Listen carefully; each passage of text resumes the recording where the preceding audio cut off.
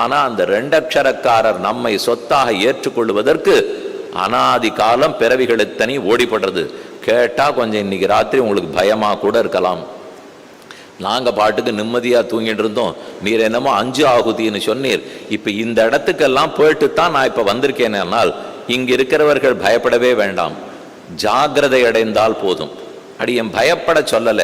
எப்ப பயப்பட சொல்லியிருப்பேன்னால், ஒருவேளை இது ஒரு நெல்லா இருக்கிறத பார்த்து அடியன் பேசி, நெல்லே நீ நடுவில் இருக்கே, இதுக்கப்புறம் ஒரு மனுஷனா பிறக்க போறியா தெரியாது நான் பேசியிருந்தா பயப்படுத்துறேன்னு அர்த்தம். ஆனா இந்த 5 நிலைகளையும் கடந்து மனுஷனா பிறந்துட்டவங்கிட்ட தானே பேசிட்டு இருக்கோம். அதனால எப்ப மனுஷனா பிறந்துட்டோமோ இந்த பிரயாணம் என்னாக போறதோன்னு பயப்பட வேண்டியதில்லை. பிரயாணம் முடிஞ்சு போச்சு, சுகமான பிரயாணம் ஆயிடுது. இனி இந்த பிரயாணத்தின் பயன் வீணாக கூடாது இல்லையா? பிரயாணம் நன்னா இருக்கு, மறுபடியும் ஒரு தடவை கோட்டை விட்டு விட்டாயானால் மீண்டும் பிரயாணம் தொடங்கும்.